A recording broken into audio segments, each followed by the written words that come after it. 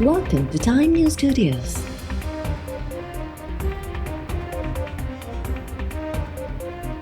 You are watching 9 p.m. Bulletin.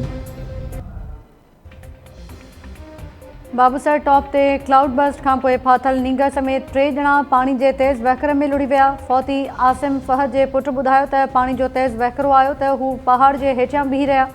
नींगर Abdul हादी लुड़ी वियो त चाचे मिशाल फातिमा बचाइण लाइ टपो ॾिनो, उनखां पोइ वालिद खेनि बचाइण लाइ टपो ॾिनो ऐं पोइ टई लुड़ी विया।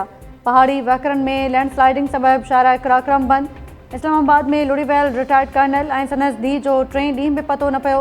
वक़्फ़े सां बरसाति जारी रहण ऐं दरियाई वहकरे में चाढ़ सबबि रेस्क्यू ऑपरेशन में ॾुखियायूं। इस्लामाबाद, रावलपिंडी ऐं लाहौर समेत भरपासे में अॼु बि वक़्फ़े सां बरसाति जारी। मुल्क में तूफ़ानी वसकारनि ऐं ॿोॾि जी सूरतहाल दौरान फ़ौत थियलनि जो अंग वधी 245 थी वियो। NDMA बरसातुनि दौरान जानी ऐं माली नुक़सान जा अंगख जारी करे छॾिया।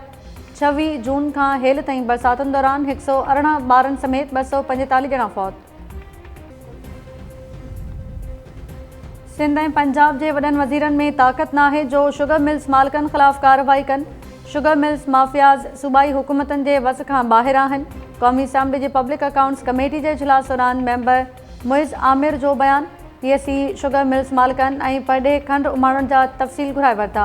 इजलास में FBR चेयरमैन इंकशाफ़ कयो त खंड जी इम्पोर्ट ते मुख़्तलिफ़ टैक्सेस 18 मां घटाए 2.2% कया विया।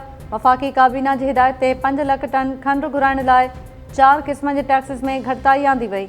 कमेटी मेंबर नवीद कमर चयो त मुल्क में खंडु ऐं भाण जा सभ खां वॾा कार्टल्स आहिनि।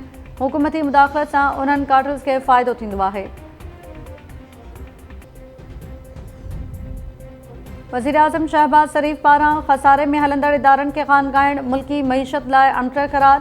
वज़ीर आज़म चयो आहे त हुकूमत जी अवलियत आहे त निजकारी जे अमल खे असराइते ऐं शफ़ाफ़ तरीक़े सां मुकमल कयो वञे। ख़सारे में हलंदड़ क़ौमी इदारनि जी निजकारी मुल्की मईशत ऐं तरक़ी लाइ अणतर आहे। क़ौमी इदारनि जे ज़मीननि ते नाजाइज़ कब्ज़ा कंहिं बि सूरत में बर्दाश्त न कया वेंदा। इजलास में वज़ीर आज़म खे 2024 जे निजकारी फ़हरिस्त में शामिल इदारनि खे ख़ानगाइण में थियल अगराई बाबति ब्रीफिंग ॾिनी वई।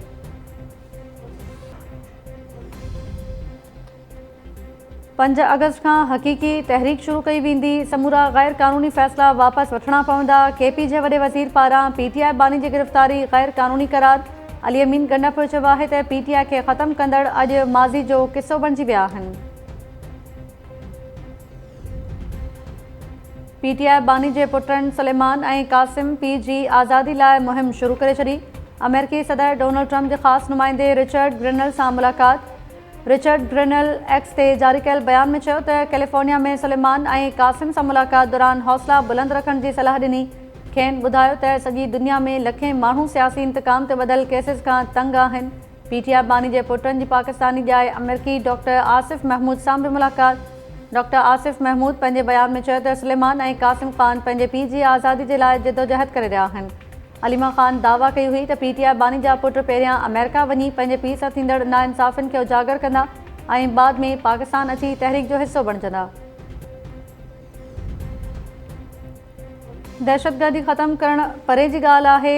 बलोचिस्तान ऐं KP में हुकूमत जी रिट बि नाहे। JUI सरबराह मौलाना फज़लुर रहमान चयो आहे त दहशतगर्द ॾींहं जो बि सीनो ताणे घुमी रहिया आहिनि पर केर बि पुछण वारो नाहे। रियासत पंहिंजी नाकामियुनि जो ॿार असां ते न विझे। बदअमनी रियासत जी नाअहली आहे या वरी शऊरी तौरु कई पई वञे, उन लाइ असां जुरत सां मौक़िफ़ रखण जी ज़रूरत आहे। मौलाना फज़लुर रहमान चयो त आइन में दर्ज आहे त 1 जनवरी 2028 खां व्याज खे मुकमल ख़तमु कयो वेंदो। असां सभिनी खे इन ते नज़र रखणु घुरिजे। हुकूमत पंहिंजे वाइदे ते क़ाइमु नथी रहे त अदालत वञणो पवंदो। असां अदालत वियासीं त हुकूमत लाइ मुंहुं ॾियणु सवलो न हूंदो।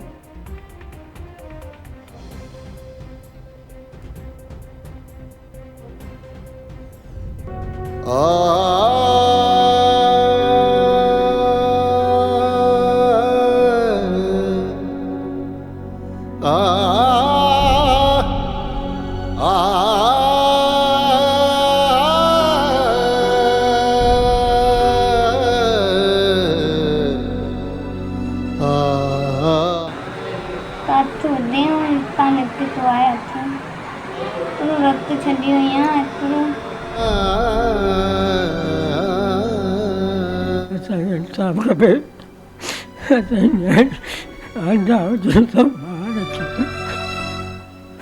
असांखे इंसाफ़ खपे बसि, ॿियो साईं कुझु कोन खपे।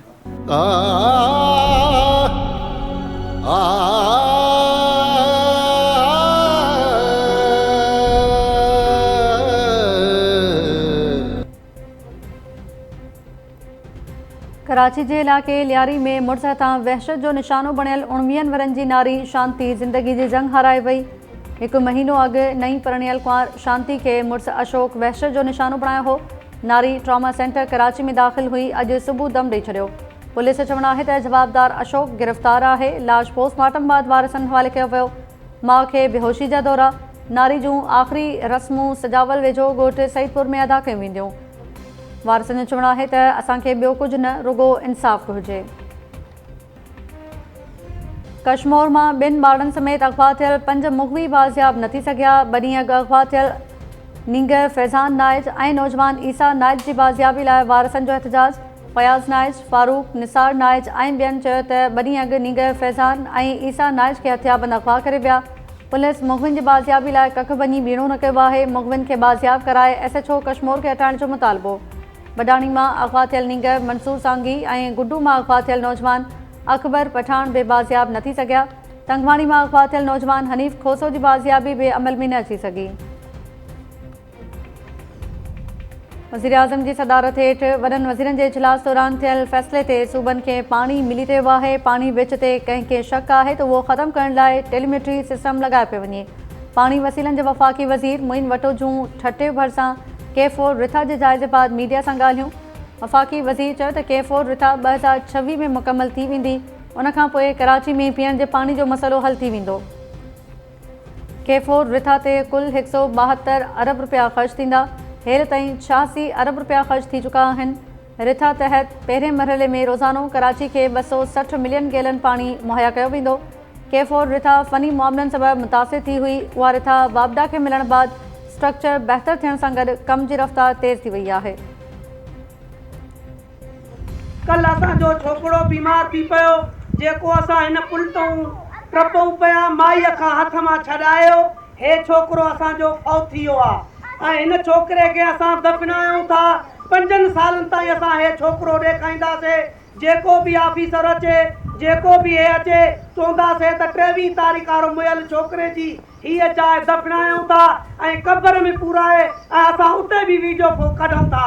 हिन छोकिरे जो असां सां एतिरी नाजाइज़ी आहे जो असां ॻोठ अरबेले बडाणी, हिकु न आहे शानण बडाणी ऐं मीराबेश बडाणी, सामलो 8-9 ॻोठनि ते हे सूमर ख़ान जाफ़री आहे। वॾा वॾा ॻोठ आहिनि। असांखे पुल जी सहूलियत न आहे। असांजो नंढनि वॾनि ऑफिसरनि ऐं मिनिस्टरनि खे इहो ई अर्ज़ु आहे त ख़ुदा कारनि असां सां मदद कनि, असां ॾुखिया सुखीअ में, ताकी असां शहर ताईं पुॼी वञूं। रुस्तम भरिसां काठ जे पुल पार कंदड़ माउ जे हंज तां खीर पियाक पुटु शाख में किरी फौत। ॻोठ अरबेलो बडाणी वटि शाख ते पुल न हुजण सबबि रहवासिन काठ जी पुल ठाही हुई। औरत बीमार पुटु दिलशाद खे इलाज लाइ अस्पताल खणी वञी रही हुई त हंज तां किरी शाख में बुॾी वियो। वारसनि जो ॿारड़े जो लाश खणी एहतजाज। वारसनि जो चवणु आहे त चूंडियल नुमाइंदनि ऐं लाॻापियल ऑफिसर्स खे पुल ठाहिराए ॾियण जूं दरख़्वास्तूं ॾिनियूं आहिनि। फौरी तौर पुल ठाहिराए ॾियण जो मुतालबो। बलूचिस्तान में फायरिंग करे क़त्ल कयल नारी बानो जी वालदा गुलजान जो बयान साम्हूं अची वियो। मक़तूल नारी जी वालदा गुलजान जो चवणु आहे त बानो खे बलोची रस्मनि ऐं रिवाजनि मूजिबि सज़ा ॾिनी वई। गिरफ़्तार जवाबदारनि खे आज़ादु करण जो मुतालबो। कोयटा जी दहशतगर्दी टोड़ अदालत जोड़े जे क़त्ल केस में नामज़द जवाबदार सरदार शेरबाज़ सातकज़ई जो वधीक 10 ॾींहंनि जो जिस्मानी रिमांड मंज़ूर करे वरितो। अदालत में सहाफ़ियुनि सां ॻाल्हाईंदे सरदार शेरबाज़ चयो त अल्लाह खे हाज़िर नाज़िर सम्झी जांच करण बाद बयान ॾिनो।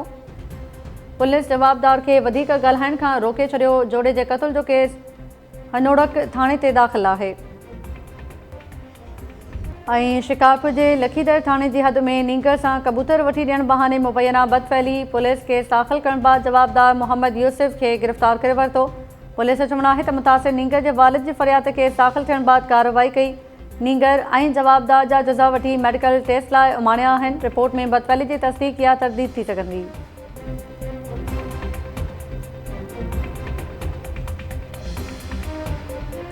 अस्सलाम वालेकुम नाज़रीन, टाइम न्यूज़ सां गॾु आऊं आहियां ताहिरा वज़ीर। हेडलाइन्स सां वठियूं तफ़सीली ख़बरूं शॉर्ट ब्रेक खां पोइ।